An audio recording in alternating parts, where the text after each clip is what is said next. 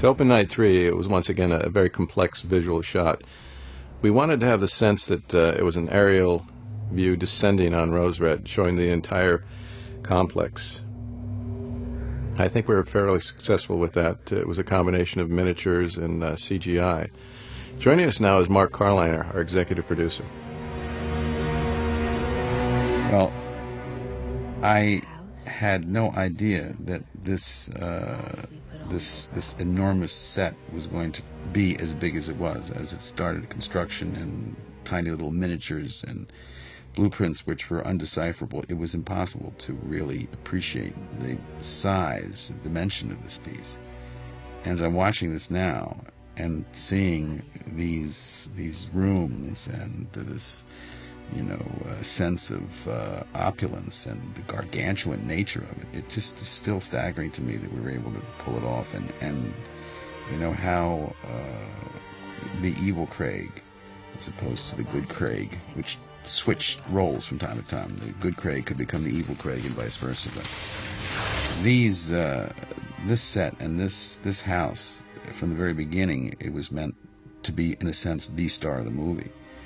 And as we decided, trying to figure out where we were going to shoot the movie, we realized that we had to cast the house before we did anything. And now that I'm looking and you see this kind of this catalog of all these wonderful rooms and places, it's really a tribute to Craig Stearns and, of course, our other good Craig, Baxley, that this was realized when it was patched together in reality from pieces and bits and the real house.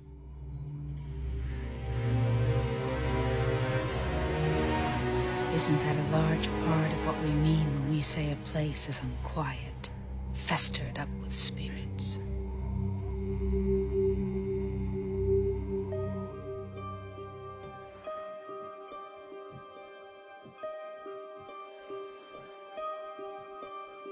We say haunted, but we mean the house has gone insane.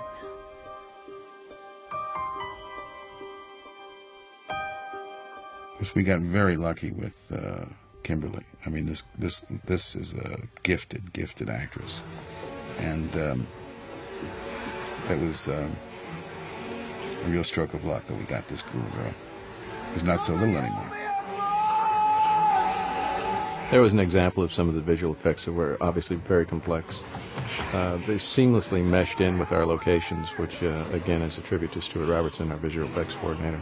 I got the general idea of just trying to cram a house 4 times as large as it would ever appear on the outside to the inside.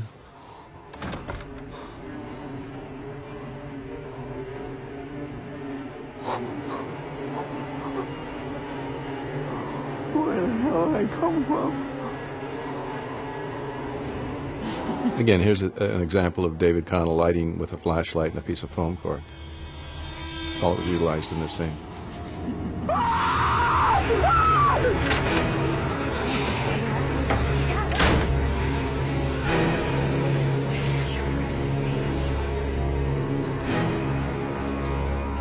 Once again, the very nature of this set, being able to pull walls and do crane shots like you just saw, for a filmmaker was invaluable.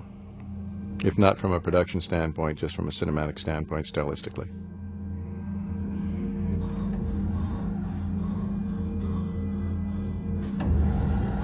Your mommy was right. I'm a tramp. Somebody help me! Help me! Where's everyone? Nick, what's going on? What's on the young? Nick, I think he's dead. I'm not sure. I'm trying to get to him. What's going on? Again, the objective here was to bring the audience back into night 3, bring them back in with energy, a curiosity as to what was going on. The unseen, obviously, is much more interesting than what apparently is in your face. And we basically played against that, played against the fears of how we'd all react to a situation like this. At first, I thought so, but the more I think about it, the more I think, and I got lost. I've seen things you wouldn't believe. Not now, Emery. We shouldn't be here. Not any of us. There's a bubble forming, I think, a kind of psychic bubble. What in the world would your mother be doing here? She worries about me. I'm worried about me too, actually. About all of us. I saw Pam upstairs. I think she's dead. Where's Annie? I don't... It's interesting. I remember in the very beginning, when we first got the screenplay, we all got together, Craig, Stewart, all the keys involved, and went up to Mr. Carliner's house and basically started talking about how we were going to accomplish this task. It was unfathomable. It just was a tremendous undertaking. The screenplay was so dense, the material, the set design, and we had to figure out how to pare it down. And Mark, I think maybe you might want to. Well, you know, it was a fight, and you know, when I remember when I first saw the set, and I had no idea that it was going to be that big, but we decided that we weren't going to spare anything to make this the way Steve had visualized it. So, you know, the process of pruning. Fortunately, I don't think that as we look at the film now, we can say that we really hurt ourselves. If anything, we had, you know, we had enough money to do what we had to do, so that the process was a lot less painful than it might have been if we made the picture under more difficult economic times. It's coming to life, isn't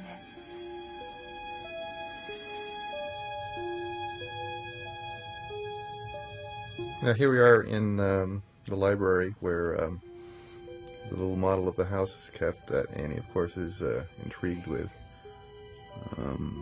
It plays out later on in the story. This was actually a location. This was the other room that we used from the real Thornwood Castle, the inn in Tacoma. It was their main room, and we used it as one of their libraries, as the library in our show. Now again, this was a prosthetic that Steve Johnson had made so we could put crows on Kevin's character. Obviously, we're not going to put crows and let them peck a human being, so that was a prosthetic. Here, the challenge was to create a vignette in which Annie, standing on a chair, falls and is injured. It was a combination of visual effects, wire work, and compositing those elements. We actually shot an up plate of the ceiling, had young Annie on a wire, and actually utilized the wire to balance her, and with the upshot of the plate we actually put Annie on the ground and with a crane pulled away from her and reverse printed and composited that with the elements. Stuart, is there anything you'd like to... That's basically it. I think it's one of the things that we find ourselves doing in visual effects now really is a lot of safety work, where you have a situation where you'd need to put an actor into a dangerous situation, and fortunately at this point now we're able to eliminate a lot of the safety equipment that you'd need for that. The wires and such. Remove the wires. Their point of view, this shot right here is young Annie on the harness. We composited her against the ceiling plate. That's a photo double. We took the wires out, removed them, and this particular shot was done with a crane.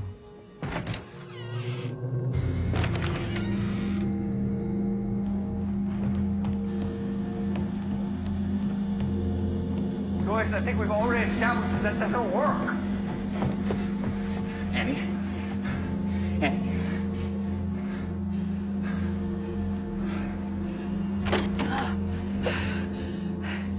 You were saying? See? Just stuck. No big deal.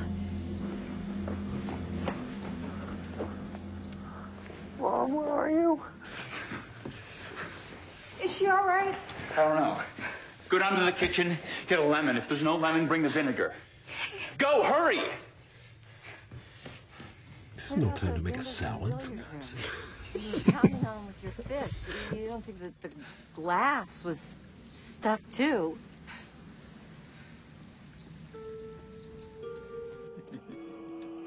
You be careful now.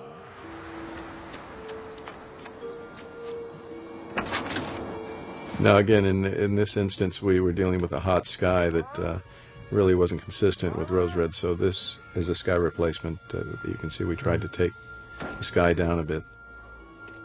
We're going to come along now to one of our easier little shots, but one of the more interesting ones. Emery looks up in the sky and he sees some crows circling. not a big deal, but in order to get a shot of the crows, we needed to get a plate of a large bunch of crows circling around a plain blue sky. We found out that if you take a stuffed crow and shake it around outside, that crows from all around will come in and just about mob you. They think that you're a predator. So we were doing this down at the editing session later on back in Seattle, or back in Los Angeles. And we did this for 3 or 4 days. I'd go out with the stuffed crow, shake it around up in the sky. The crows would come circling around, scream and go crazy. We'd shoot them and eventually put them in the plate. What happened, though, is that because crows aren't really stupid, before long they decided that I was a crow predator, and every time I'd step out of the editing room, they would mob me for about 2 weeks. I was really expecting to just find my skeleton on a sidewalk somewhere.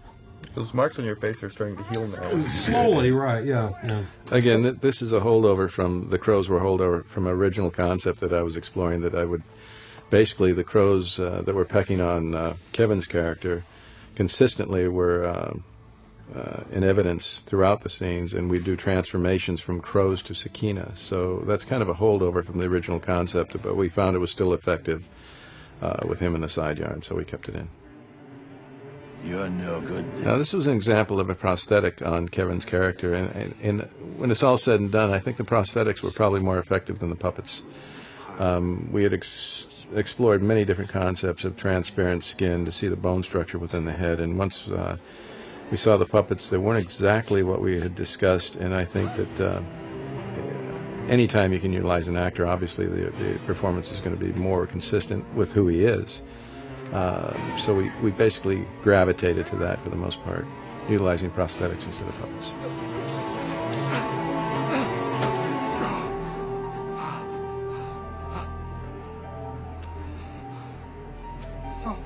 Now here's an example of utilizing some footage of David that was originally in Night 2, but we decided to go with the wind sequence in Night 2 and take this sequence and lift it out and put it into Night 3, which I think is very effective.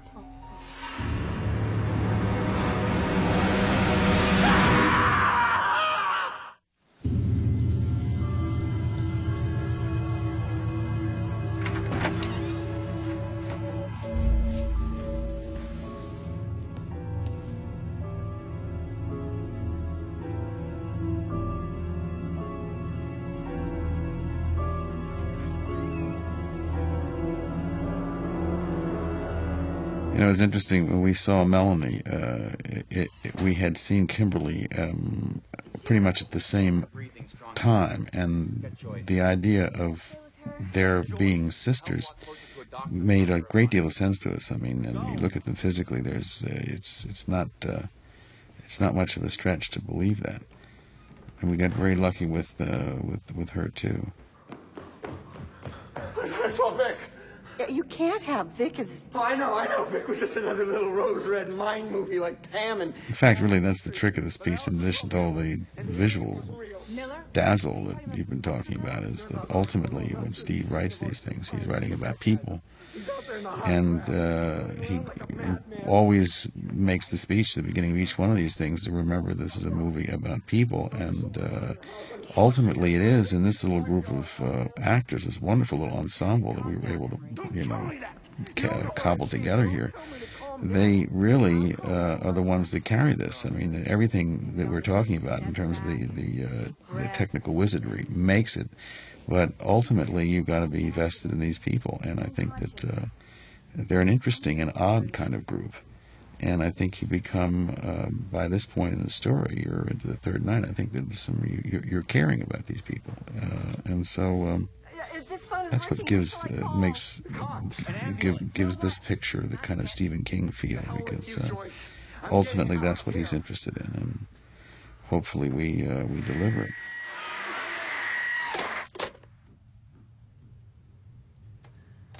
Honey, are you okay? Can you hear me?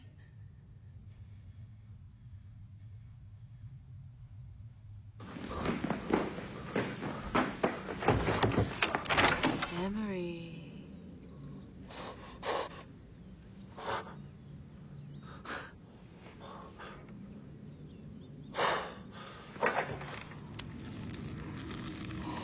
So this is a great shot. You're not there. Hand on the shoulder. Both of you. That was one of the most effective uses of puppetry, right? At hand. I think so. I think so. That's where the puppetry worked. You know, it didn't work so well in some other moments, but in those moments, it was brilliant. You know, I think it just resonated. You know, Tales of the Crypt for me. I in some instances didn't believe it.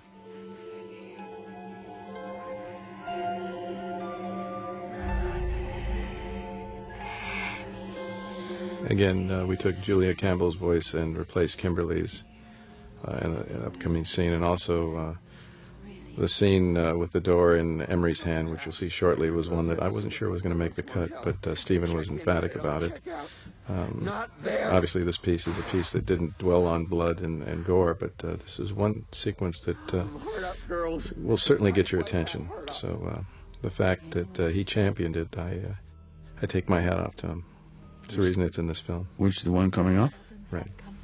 It's the reason he made the movie. He called me when he was writing it and said he had just written this fabulous moment that he loved. And he knew it was going to make ABC go crazy. But he was here it is, and hopefully we did it justice. Yeah. Well, no, he kind of cackled at this.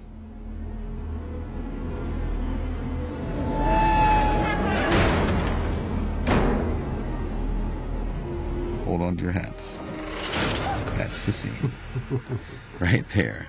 You know. Well, we call these a Stephen King signature moment. It's certainly a signature moment. You know, we actually had his hand there, obviously, and photographed it, and then we had a prosthetic hand that we slammed the door on. Then we had one that. I think Steve really wrote that to see if he could get away with it on the network. I think that was, you know, he always likes to push. Well, he pushed the envelope. He pushed, but it actually was it served its purpose. It was shocking, and it wasn't. Just from a cutting standpoint, we tried to keep it brief, but at least tell the story. No, exactly. You get the gasp, but you don't have to get the gore. Okay. Sorry. There you go. Okay. You okay, honey? Think you can stand up? Let's try. Oh, there we go. Great. Yeah, it's okay. Okay. Hey, Annie, look. And the sweet secret of a summer place is that it's anywhere when two people share all their hopes, all their dreams, all their love.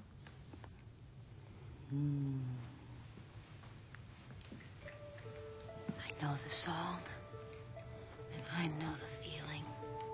To be safe, to be free to dream, and to have all the time in the world to enjoy it. Craig, did we talk at the end of the second night, the scene that was added on with Nancy going crazy? Yes, we did. We mentioned the pregnancy.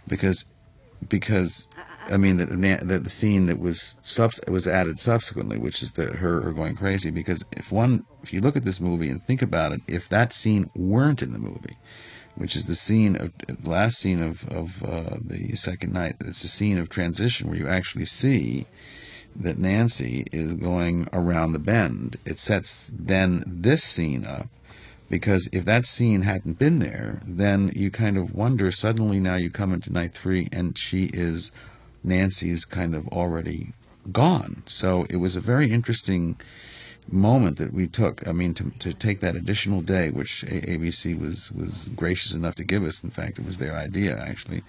But to be able to shoot a piece of film in one day that gives you an emotional connection that really, I think, helps give this last night more depth. I mean, I think it makes this scene, as I'm looking at this scene, more meaningful now that I have the benefit of that information that we got in the last scene of the previous night. Anyhow, it just... No, you're absolutely right, Mark. Because I remember talking to Nancy about this, and Nancy said, when she read the script, it was suddenly, in night 3, she's totally crazed, and yet, you never really saw the moment where it happened. So it's nice to have that emotional context now back in the film, and it really helps. I agree, and just the nature of that scene, the fact that we cross-cut it throughout the end of so the act, I think it was very effective. So that it kind of it weaves it all together, because now all of our principals who are dealing with everything are dealing with it in the context of Nancy, who is kind of clearly going around the bend. So it's a wonderful, almost balletic moment, and it goes on for that whole 5, 6, 7 minutes because of the way, and it was brilliant the way you weaved it through, because it was just one moment, and yet it became almost a leitmotif through that last act.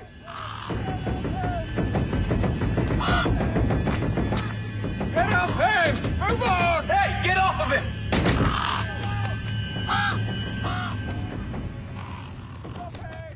It was my cat's favorite moment. Must have been very painful for the actor, so I can see.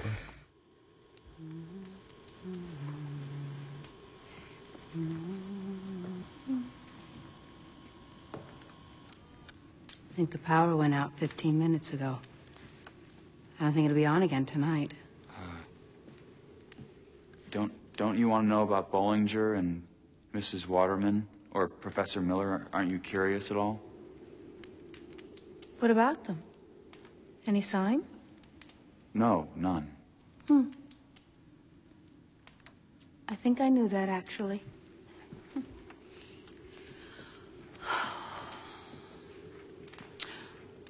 So, what is there to be curious about? We're all in the billiard room. We need to talk. Pam is also missing, and if Emery says she's dead, I think we have to believe him.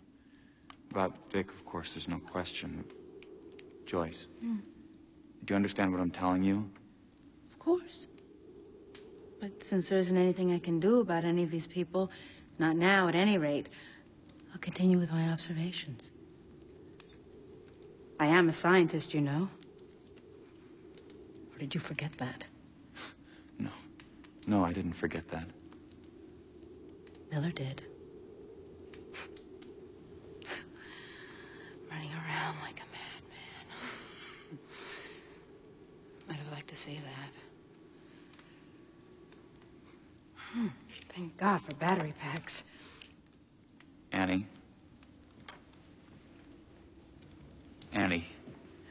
Don't waste your breath.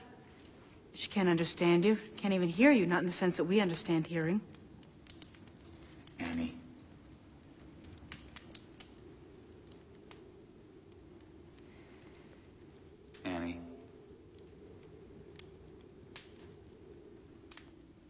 There you are. Would you like to come with me into the other room for a while? We could visit with Rachel and the others.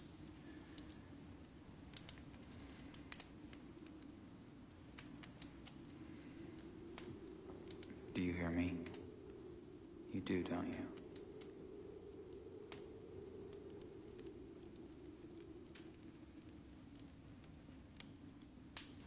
Annie, come, please.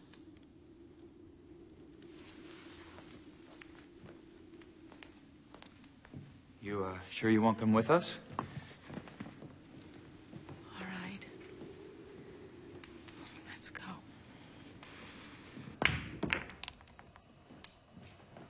Craig, you had spoken with people who specialized in dealing with autistic children for this show, hadn't you? Yes, we did extensive research on not just autistic children, but the psychics, the various gifted people, so to speak. And we tried to be pretty faithful to the research we discovered. And make her breathe it. Or what about drain cleaner? Especially the way Kimberly played Annie. I thought it was terrific. What are you talking about? I'm talking about survival, darling. Did I stutter? Well, I think you're insane. Those things could kill her. Oh, yeah. Gee. We're kind of into the area where the dreaded, the lights go out in the house, which is often happens in these kinds of movies, which is always tough to figure out how if he's going to light it. And I think he did a really great job. You say something unpleasant, so why don't you just be quiet? And not just unpleasant, it's wicked. Again, in some cases, not just utilizing the practicals as you see the the supposed kerosene lamps, which aren't, they're battery operated, that, had a lifespan of maybe 2 or 3 minutes. But his key light, in some instances, it's very dramatic because half of the person's face is in blackness, and you're basically just playing with one eye and half of a face, which I think is extremely effective. And then when you have the front light, you're basically justifying that by the fireplace, which, again, I think works very well. Do you know something, or is he just talking?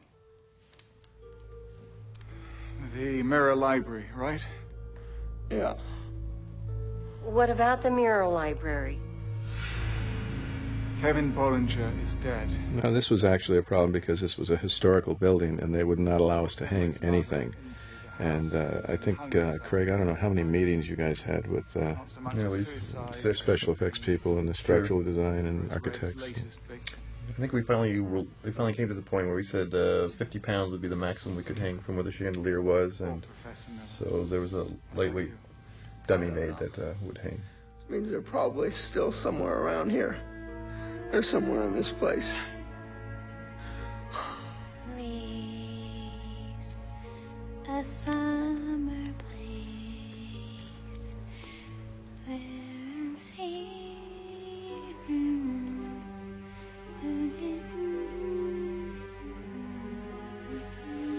At some point, it wasn't going to be summer place; it was going to be somewhere. Is that true, Mark? Yeah, well, it was a matter of we weren't able to get the rights, and then Steve had a whole bunch of possibilities, but then he really fell in love with this idea of using a summer place because it's such a nice counterpoint to what's going on. I love it. It becomes kind of haunting. So here was something that happened not because of we chose it, but because we were unable to do what originally had been scripted, so we ended up with something that turned out maybe even better for us. Did you intentionally decide to sacrifice? Happy accident. Or did you simply ignore the probability of our demise? I don't know what you're talking about. Yes, you do. Or part of you does. But supposing you never get your proof, did you even think about that? Supposing the proof isn't here to get, what then? Supposing Rose Red is just the paranormal version of the Energizer Bunny, and it just keeps growing and growing and growing and growing. Stop it. You're crazy. Can't you see that he's crazy? I'm not crazy. I'm a mind reader. You know that, and that's why I'm here. Now sit down!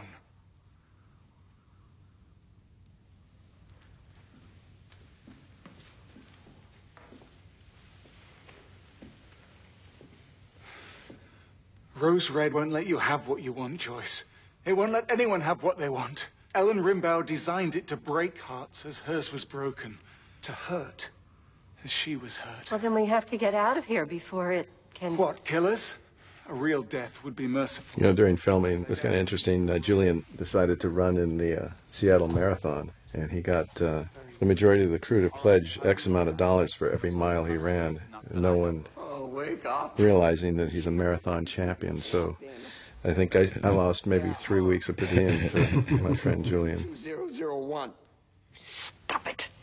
Losing his fingers has affected his mind. You mustn't hold it against him. Wake up, sweetheart. Wake up, all of you. It locked us in when she was awake, right? Then, after she knocked herself out, everything opened up again. It was like a cramp letting go.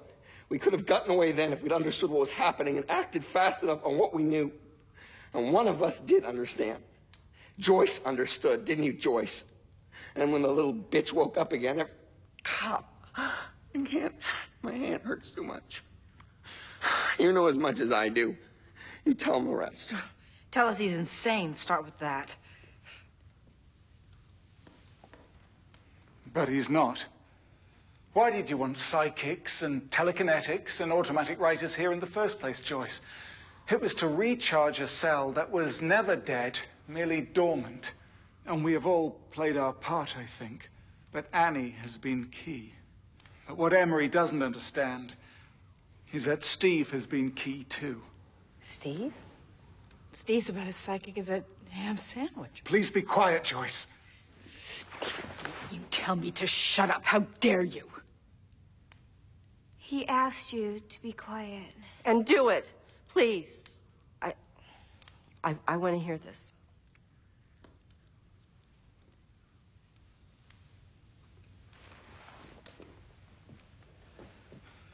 Everyone has some psychic capacity, Joyce. I've read your books and articles. You used to know that. Before all this psychic superstar infatuation stuff. And I know that Miller isn't the only imagination-challenged idiot that you've had to deal with. That you've become blinded and misguided. I have not become blinded. Whatever Steve's psychic ability in the outside world, here in Rose Red, it's amplified to the power of 10 because he's blood. Ellen's blood. You said it yourself, Steve. You're the last of the Rimbauers. Tell it any way you want. I'm not the one holding the doors shut and turning the window glass into whatever it is now. No, of course you're not. Ellen's doing it through Annie, but also through you. And don't sit there and say that you don't know it, or at least sense it. She's not doing anything through me. I don't sense that.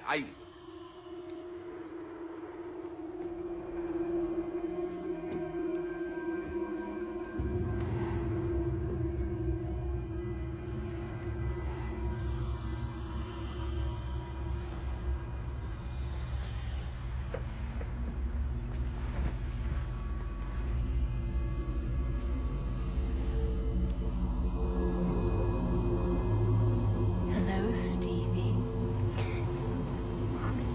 No, Stevie, look, please.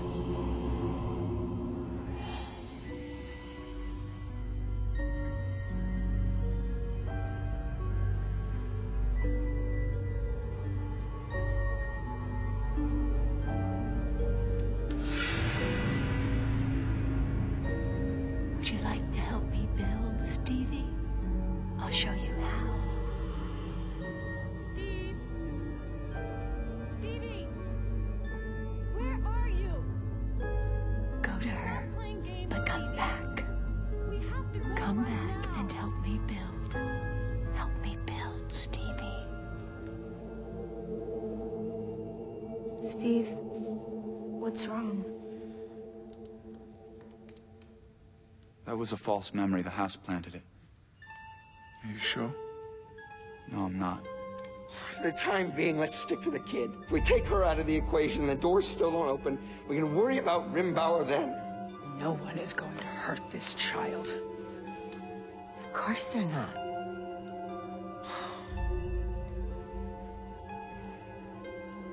And there's the rub. We're in trouble, ladies and gentlemen. Big trouble.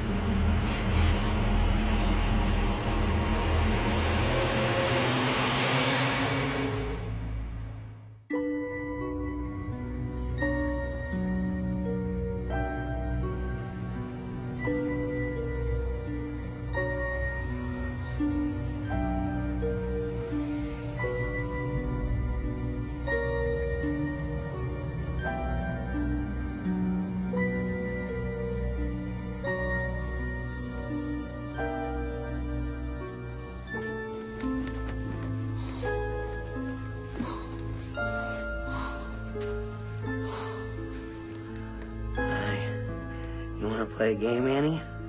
You take 10 or 12 real deep breaths and squat down and blow on your thumbs. You'll get all floaty, and then you'll go to the North Pole with Santa Claus and his 8 tiny reindeer. The rest of us, meanwhile... Stop it! We'll scurry on out of here like the good little mice we are. It's not funny. Neither is this. Tell you what, sissy. Let's find some dry cleaning bags so we can wrap her up just until she passes out. Or pinch her nose shut. Just... How about you, handsome? You're the utility infielder on this team. Can you knock her out with your mind? 5 minutes would be enough for us to make like bees and buzz. Hell, 3.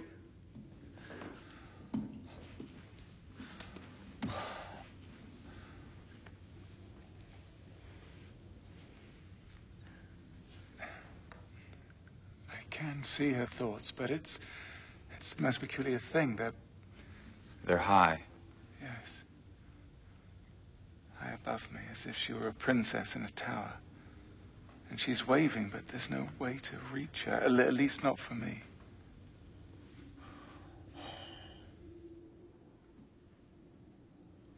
Annie, look at Ned.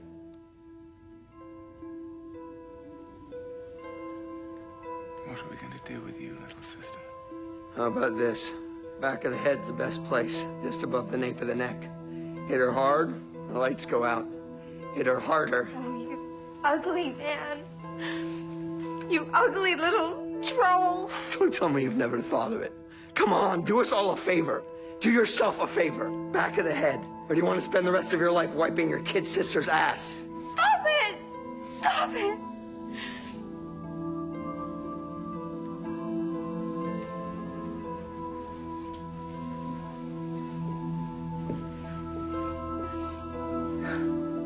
Where are you going, Kathy? I'm going to get a glass of iced tea. I saw a nice big picture of it in the fridge. Oh, You shouldn't go alone. I'm not. God goes with me. Everywhere.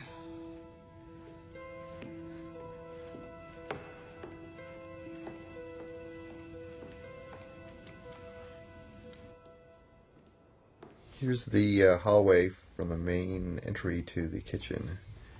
And David lit this with just a flashlight. I mean, it's this problem of having the lights off in the house, but it really gives a spectacular look. The detail shows off and the light hits it, and it's very spooky.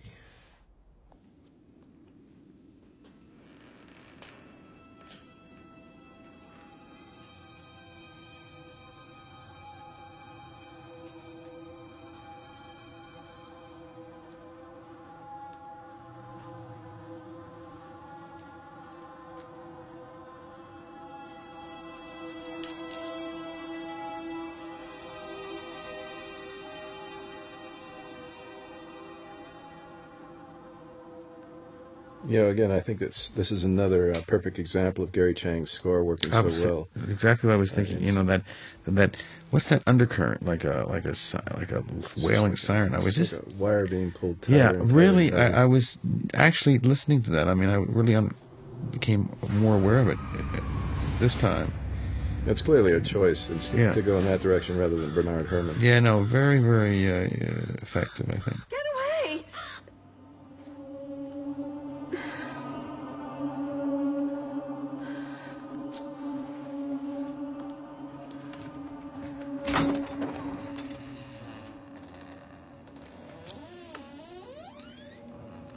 Now, again, this is an example of what Stephen did to make this tragic situation with David work for the remainder of the film. Originally, it was Professor Miller that was in the next part of this sequence, and he basically transposed that to Emery's mother, which I thought worked extremely well. You killed my boy!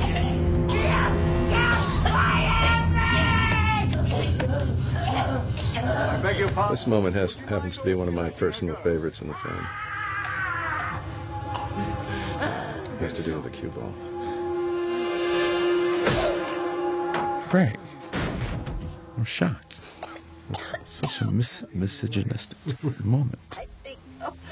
Mom's pretty frightening even before she's dead. Well, this gets this actually is one of Steve King's favorite recurrent themes, the kind of the destructive power of mother love. It kind of runs through a lot of his work. And how the mother is destroyer. You see this brilliantly done here, I think. But I liked her. She's really, really wonderful, this actress. I thought you did a sensational job. We're lucky to find her up there in Seattle. Again, for her to be working with Judith Ivey, an icon for Laura, was a real treat to actually be in a scene with her.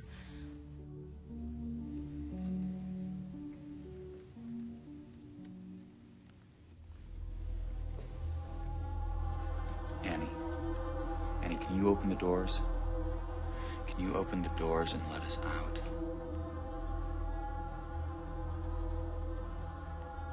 Annie, look at me. Ah! Ah! Don't touch her! Don't touch her! And we found in that specific moment, it was a combination of a prosthetic we put on the young actress. And we found that the actual nature of it, it didn't have that organic feel to it. So Stuart took it and added some movement, some skin movement, and I believe a mouth, corner of the mouth movement, which really grounded it, so to speak. If only there were a way to... Yeah, I think there were a number of cases where, again, we just added a little bit of lip movement or eye movement to some of the puppets just to get them that and the final 5% and the prosthetics, yes. That was extremely stupid.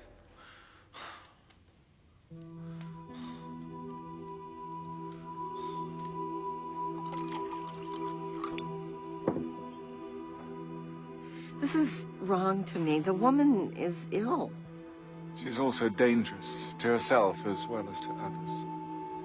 Will those hold her? I'd have preferred clothesline, but I think so. Besides, Emery gave me the impression that her interests run more to the home shopping network than amazing escapes. Drink up, it'll do you good. Here's to damsels in distress. And the knights who rescue them. Coming in here alone was very stupid. But Emery so upset me. Emery upsets everyone. And look at her. Well, I'm sorry, Kathy, but it's true. I think she's coming around. Now we only have to worry about Professor Miller. Mrs. Waterman? Have you seen Professor Miller? Joyce's department head? You killed my boy!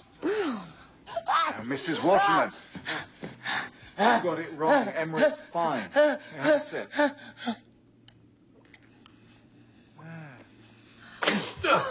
Liar! Lie me, Jack Tar! Blimey, Jack Tar. I've been called many things, but never that. I'm afraid we are going to have to leave you alone for a little while, Mrs. Waterman, only till you feel yourself again. Kathy, come here.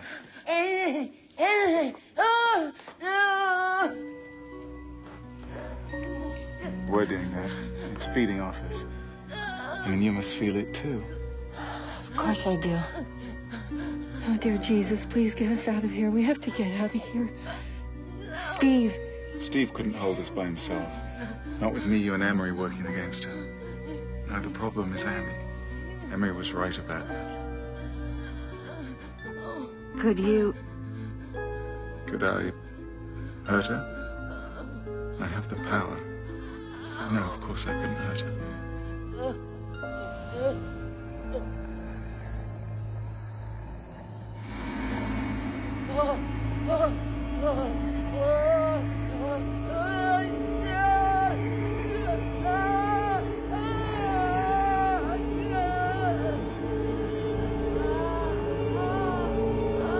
Again, here's another example of the prosthetics and the puppets working well together. The full figure you saw, obviously, were the prosthetics, and at the end of the scene, we utilized the puppet to very effective. Very effective. That's not funny. Sorry. What are you trying to say?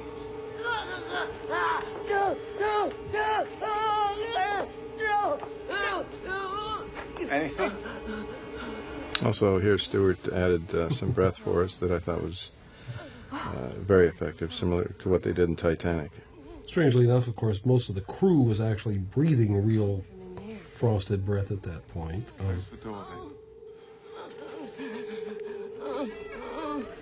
And we're going to leave you, Mrs. Waterman, but not for long, and you'll be perfectly safe. Something's happened to her. It's... Rose Red has happened to her.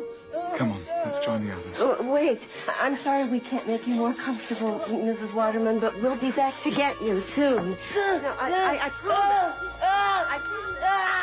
Oh, she's fried. That's also unkind. It's also true.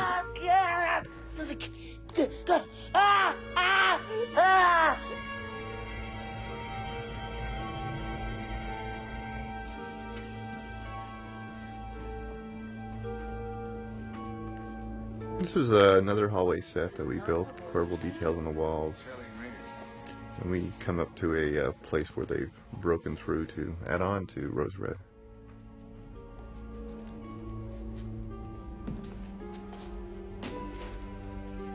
And the hammering and sawing we heard previously, the house is building once again.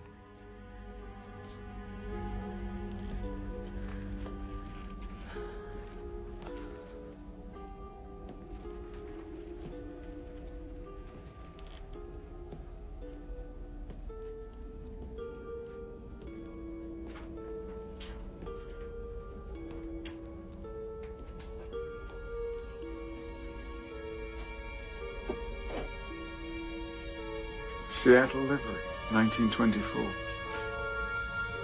But it's brand new. You'd have thought after all these years that she would have had Rose Red eat at least one halfway decent carpenter.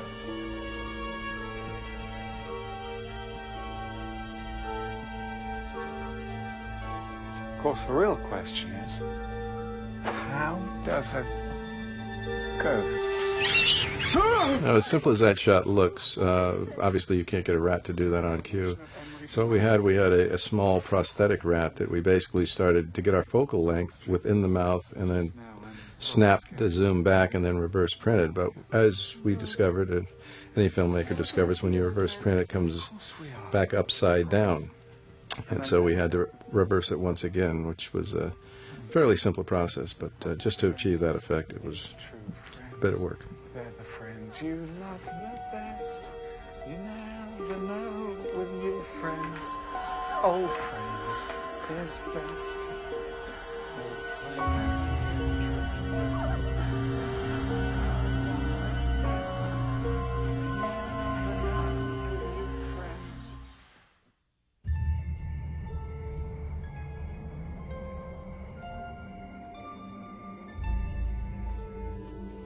Hey, where's Rimbauer?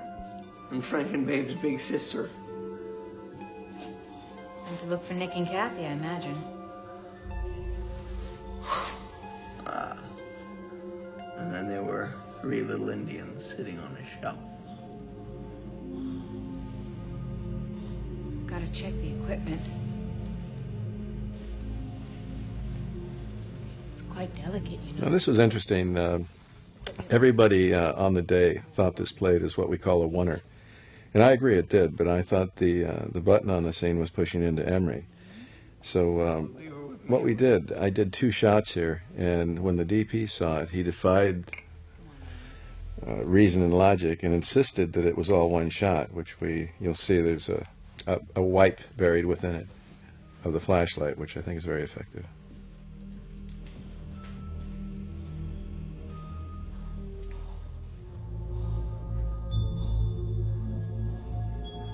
One little Indian, down to one little Indian all by himself. 2 cuts, and I think the cut is seamless. Hey, Joyce, wait for me! What are you doing here, Kathy? Getting the scared out of me. What else? For the rest of us, yes, but not for you. Now, this is a somewhat complicated sequence. The hump that we established earlier is resurrected in this next scene, but obviously because of the nature of the transition it makes and the speed it escalates to, we couldn't physically accomplish this effect. So we handed this sequence, we shot plates and shot the actors involved, all the elements needed, and handed this to Stuart. The end result is startling. Stuart, you may want to elaborate. Yeah, again, it's technically difficult enough to do, but I think the largest part, again, had to do with the staging, which you worked out, because it's not a really prominent effect. It doesn't stand out, much of a silhouette or something, and trying to work it so that these people are always being chased down this relatively short hallway.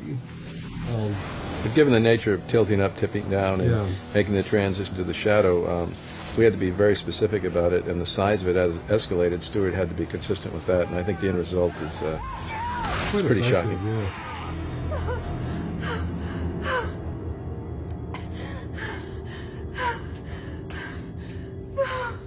No, this is wrong, Jesus. Give me strength.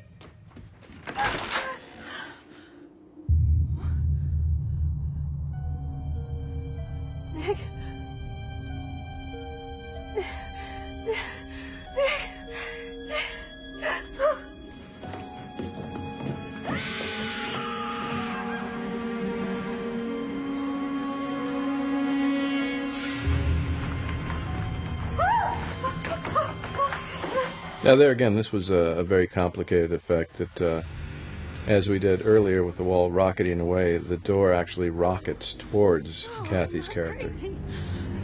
Stuart, I'll let you handle it. Yeah. Thank you. I think again, relatively simple effect, but had much more to do with the cutting and the, just the general setup for it. It's really the kind of thing that happens so quickly that you really almost don't have time to think about what it may have happened, but it still has visceral effect on you.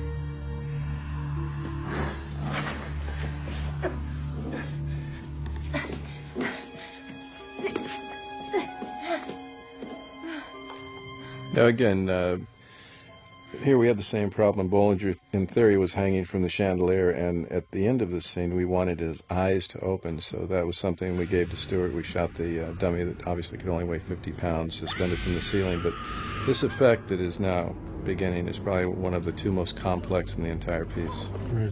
It's harder to talk. Actually, it takes about 4 times as long to describe as to watch, but this is a situation where we finally wound up with her wading through a pool of green water in a 30-degree temperature warehouse 4 or 5 times, being, again, a real sport about it. It was hard because we had to shoot the plates for something that we weren't seeing, so we had to take into account the fact that she would actually be sinking lower and lower, so the camera actually tilted down, then tilted back up, and then Stuart matched that move on the green screen stage. But again, it's more about Judith Ivy's being a damn good sport than anything else. And understanding the nature of the sequence, too, what was needed.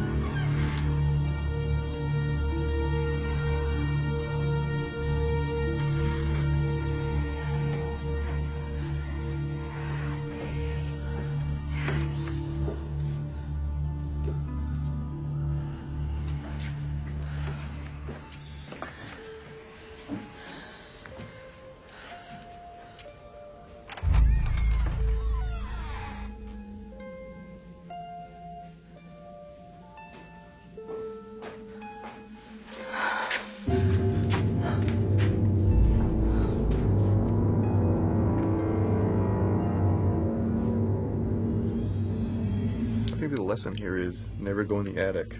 Right. Surely it's a Stephen King.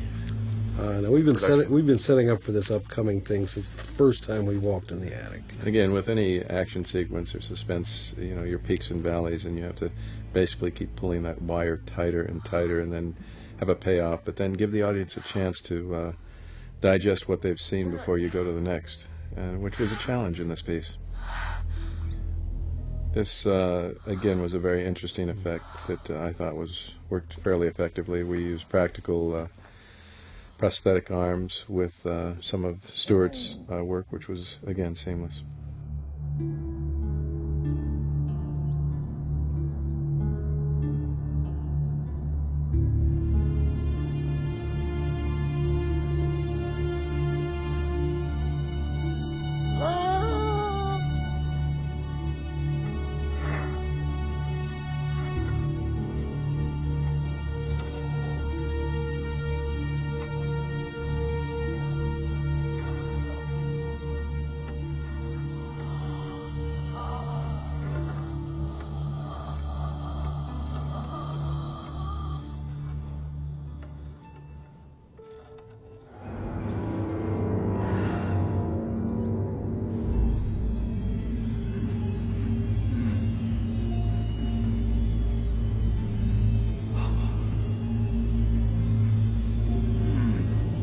John!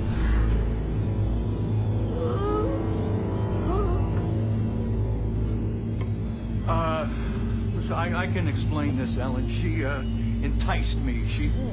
And in this sequence, once again, we had the stuntmen go out the window. We composited Seattle at the turn of the century in the reverse. But originally, Sakina was to bite his lips off. But as Mark will tell you... Well, I mean, we thought about 12 weeks before we started shooting, the accountant's dog somehow bit off the producer's lips when he stuck his head in the back of her station wagon. And, I mean, it was pretty horrific at the time, and we had it sewed back on again, but we thought that was a bad omen, so we decided maybe we could spare the audience seeing it in reality, since we had seen it in pre-production, so the audience manages to, I think, had to enjoy the moment without the lips there. But there was enough of a splatter, I think, don't you? Definitely, and I think the effect you saw of the Ellen Rimbauer and John actually Ellen coming to life and surging through the glass, I thought that was a terrific effect also. That was a combination of visual and physical effects. I'm here.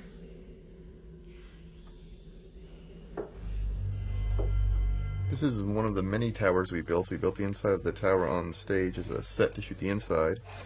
We built the exterior at a lower elevation so that we could do the stunts. And then we built the third one, which was actually placed on top of the house down in Tacoma, which in itself was a feat since it was a very heavy tower on a very old structure. And sometimes with a hammer. Maybe she's really the same. We took a little dramatic license here too with the size of the interior. Obviously, we needed room to shoot, and as you'll see, there's more than just two people talking in here. But I don't think the audience. I think it's pretty seamless. I don't think you can differentiate. Yeah. Note the missing Ellen.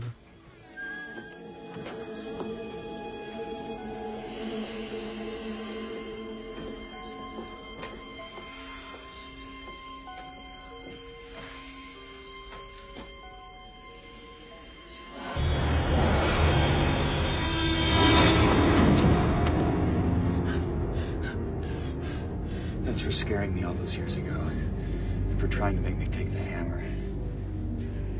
How could Ellen still be alive? Where has she been? In the part of the house ordinary people can't see. Stuart, you want to jump in on? Yeah, I think. She killed.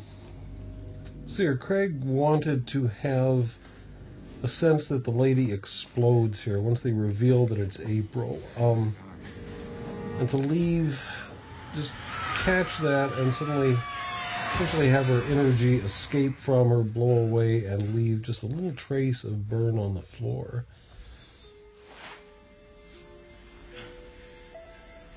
That wasn't Ellen. Then who? Again, aside from adding the burn on the floor, Stuart added ambient smoke that matched in the various cuts. I thought it was interesting because it's initiated by the ectoplasm, which is spewing out of her mouth, and I thought the effect off the flash was very effective also.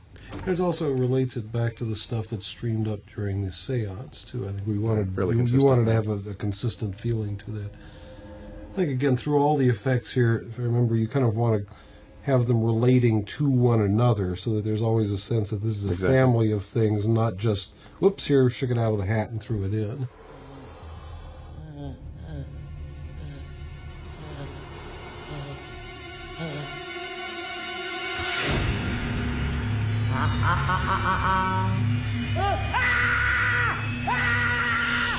This is an example of the puppet working extremely well. I thought that was very effective.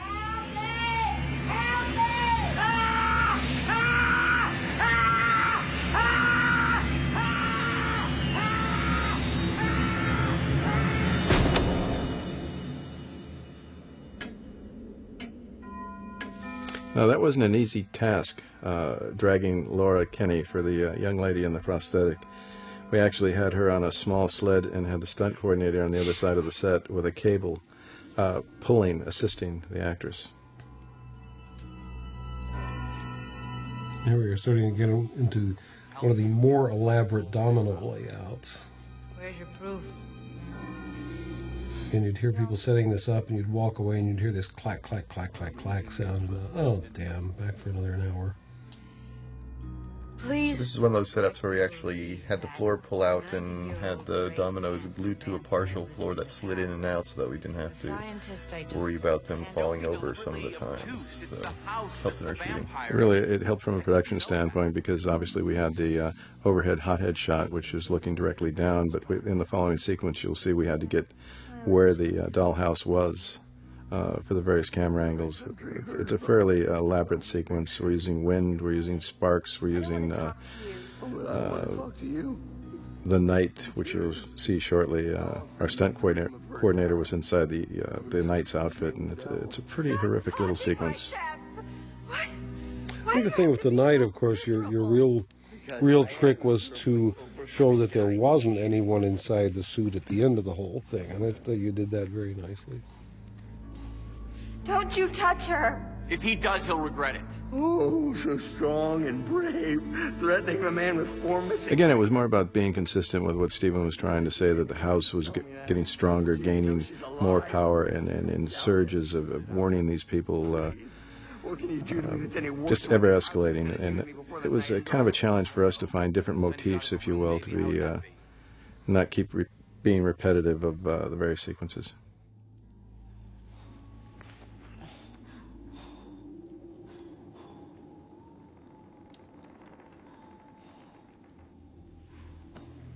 No! Don't go out there alone! Hey. Hey. It's true enough. She's no good to herself, or to me, or to anyone. All she can do is help the house kill us, and it wants to. I'm not psychic, but I can feel that it wants to. Yeah. We're running out of time, aren't we? Yes, and that's why we have to stay together. Come on. From this point on, I think you'll agree, it's at least I think it's pretty amazing that we accomplished what we did, because each sequence from here on escalates, and in the production time we had just to achieve what you're about to see, I thought it was a real tribute to a fantastic crew working extremely well. How many together. cameras did we have shooting at one time in those last days? It was like walking. It was like I couldn't believe it. You know, you turn around and that. Well, we were setting up various vignettes, parts of vignettes. It was a very complicated. Talk about a 3-ring circus. Yeah. I mean, we had actually 3 rings working at simultaneously, didn't we? Towards the end, and doing these different. For sure, to coordinate all that was mind-boggling. It's kind of amazing to walk into a giant stage and have 3 movies being shot simultaneously at the same time, and they're all the same movie. Having the Ritters going here with the leaves, and this is the sequence I mentioned with the night. It was pretty amazing.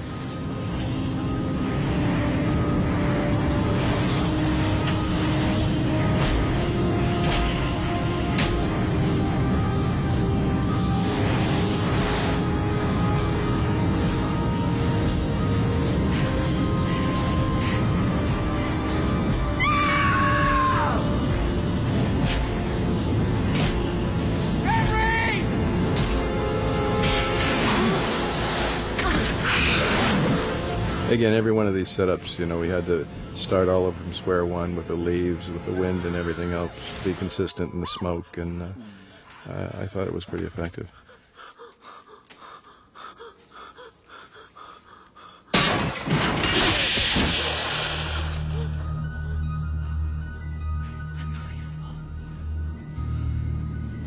It has to be you.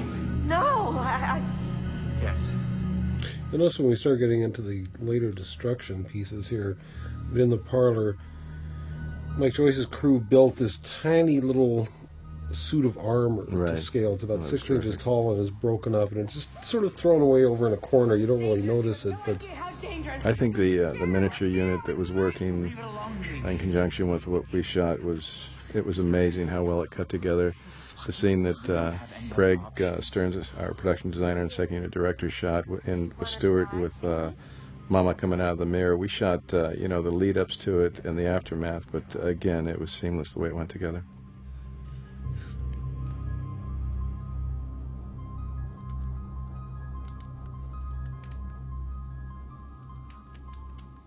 Let's Let's do it together, shall we?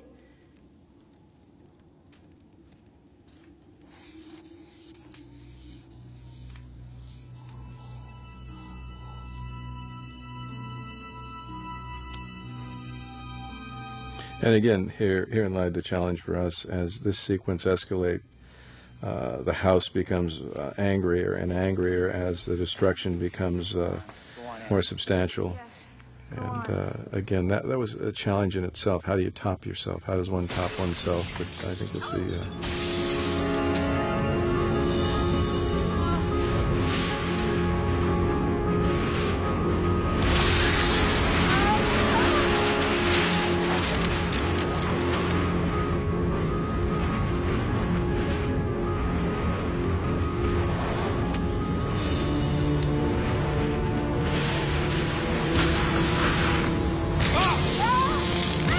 Again, for some of these action sequences, I can't reiterate how amazed I was that we got as much coverage as we did. This crew, this was very intense stuff, you know, with these ritters going all the time and explosions going and so many setups, so many different setups. This wasn't done with 6 cameras. In most instances, this was 1 or 2 cameras working for each one of these vignettes. So you can imagine the time involved in doing something, accomplishing something like this.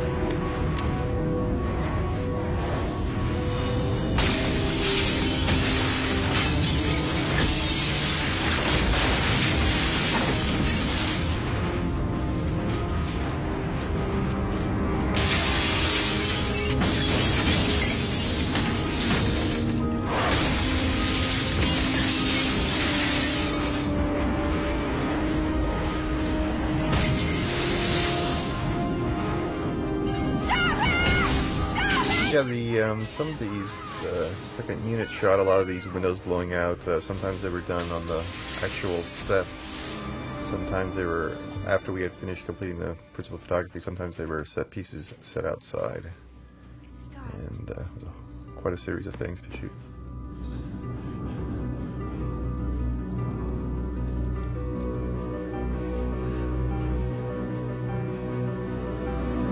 Again, I was very excited because so often in an action sequence, it's not seamless. Just from a cinematic standpoint, you can see that lighting schemes throughout this whole sequence are pretty severe, and to maintain that high standard, that consistency of the look, was truly exciting for me.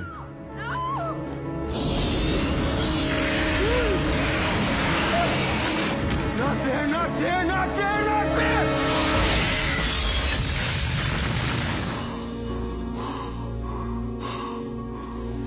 It's time to go. Go.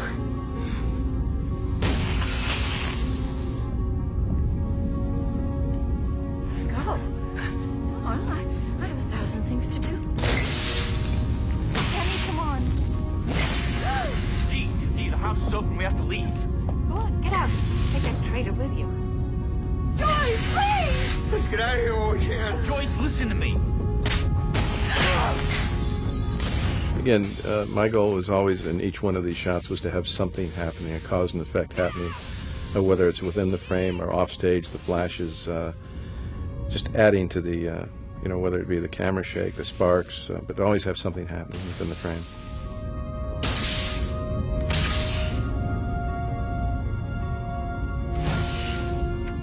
First thing I want is a morphine. Now we come to the payoff on the mirror setups. This was our most elaborate rig. It's almost impossible to describe. We had poor little mom there in a green sled being shoved back and forth through a 4-way laser setup. I don't know, it's hard to describe, but again, it took most of a day, and she was exhausted at the end of it, but what a trooper, you know? had to shoot the reflections, we had to shoot the principals involved, and then matching angles, cameras from a reflection point of view.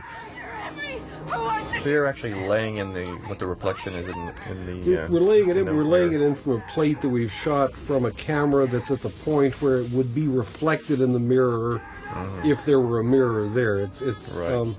So in truth, they were just on a sled, and there was just a big hole there where the mirror would be, and sliding in and out. And this is one of those. Actually, seeing her sink back, that was a wonderful effect. amazing.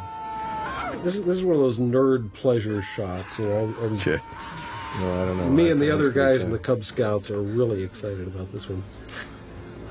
Just the fact that we had a limited number of effects men, and you can see the numerous sparks throughout the scene. If you don't take it, you'll want it. A tremendous amount of work. Never sleep without dreaming of it. Take it. This whole sequence in front of the mirror was a fairly late coming in terms of the story, wasn't it, Craig? Yes, it was. Originally, Mom came out of an armoire similar to Jack in the Box, and I pitched the idea of the mirror to Stephen, and he gravitated to it, and we explored it and executed it, and I think it came out very well. I don't want this. Here, you take it.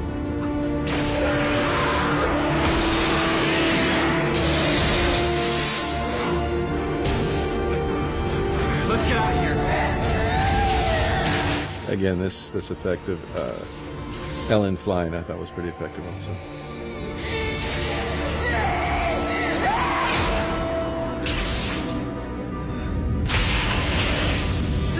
That was the actual chandelier that we dropped, which was pretty amazing.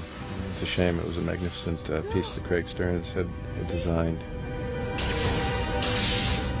Luckily, we had built it instead of rented it.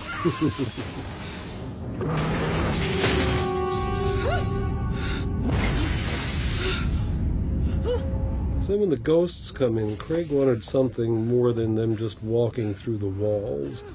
So we kind of had the idea that they should deform the wall as they're coming through, and it's got a nice gorpy feel to it, I think.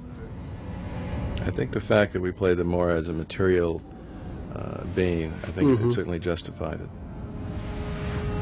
Yeah. Rather than looking like Topper, walking through the wall, I think it was fairly effective. Stay away from me. He's gone. Stay. I thought the prosthetic makeup done was incredible. I thought it transcended what we expected. There's lots to investigate. You're right, Joyce. I apologize. There is another world. It's quite wonderful. Unlike the appliances that we had on Storm of the Century, which were so lifelike, the only drawback with these were they were more rigid. So in a lot of instances, you'll see the lips moving, but that was really Stuart's the visual effects adding movement to the lips and adding a more organic look to the face. It's using pretty much the same technology that people have used for a number of years in making animals talk. The same.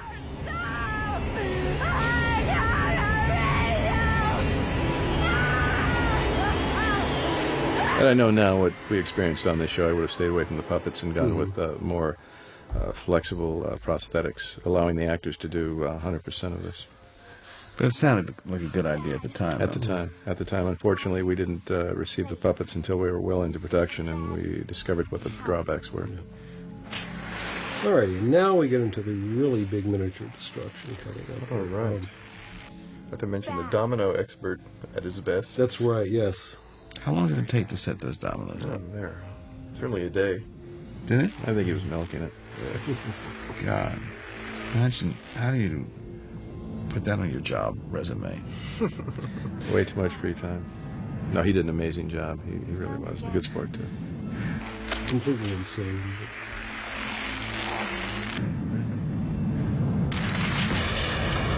So here we go. So again, we had about 2 weeks of Mike and his guys built these, quite small scale. I think most of the rooms would be about a 4x4 foot area.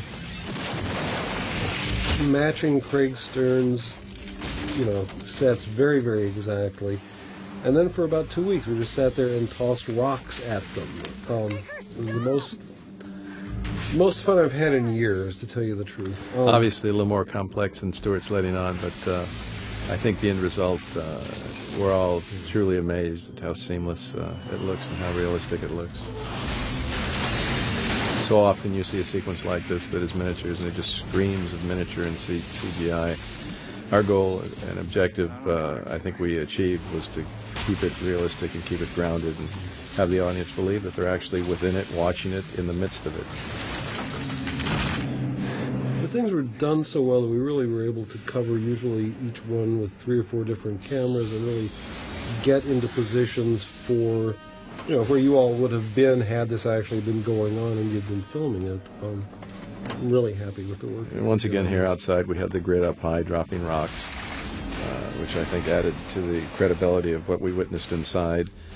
We actually, the sequence with the scootabout was accomplished with the same grid. We simply slid it over and took care of Mama's little scootabout. And the intercut, which was a camera directly above the explosion, the intercut inside the van was done with a green screen. We simply shot it late and then composited, allowing us to have a little movement within the shot.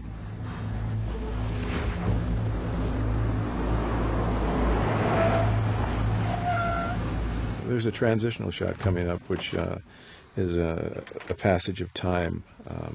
We didn't use motion control, and I think we got away with it. It goes from night to day. I think you'll agree. It's God was on our side that time, I tell you.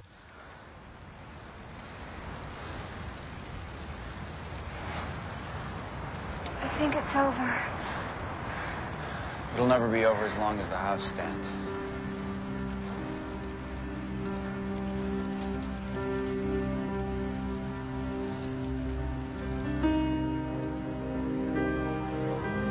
It's a fairly subtle move-in, but I think the dissolve, as simplistic as it looks, is pretty tricky when you're considering all the angles of the gables and so on, the architecture. Hey, Stuart, Craig, Mark, I want to thank you guys for being here. Oh, really enjoyed it. Well, almost as much as I enjoyed making it. It was fun to make, actually. Yeah, it was a absolute thrill to be asked back by Mr. King, to be back with such terrific filmmakers. And with any luck, we're doing it again. Well, I hope so. No, I think so. I think it's in the wind.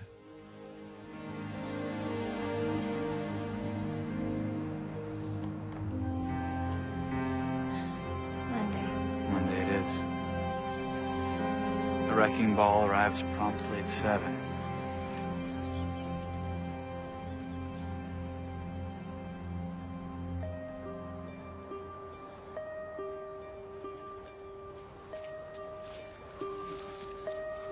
I'll keep an eye on her.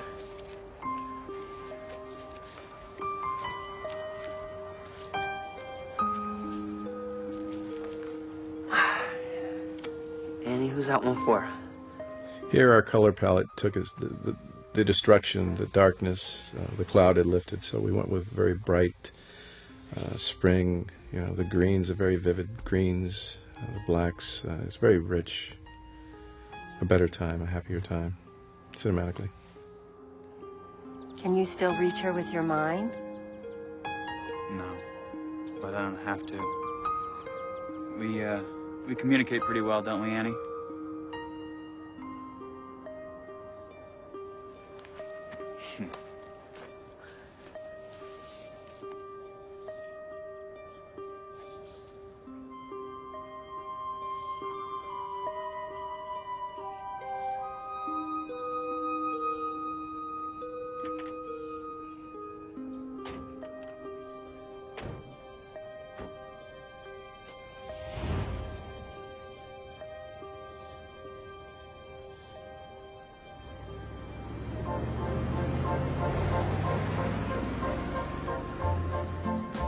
I think, again, in our last look at the ghosts, I wanted to get a look that was reminiscent of the bright figure that we'd seen with little April, but with enough that we'd be able to really get a sense of the individual figures themselves more.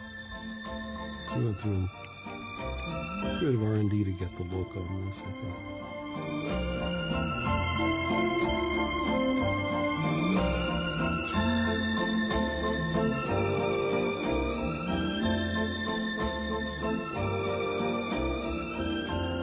It's actually the ghost of Percy Faith there in the tower. That's the great secret we can now tell to the world.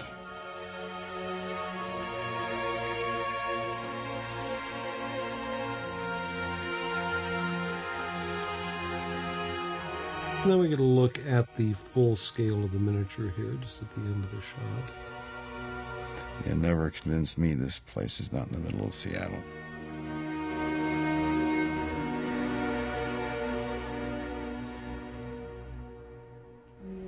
Just go try to find it on top of one of those hills. And then you'll appreciate the magic of this endeavor.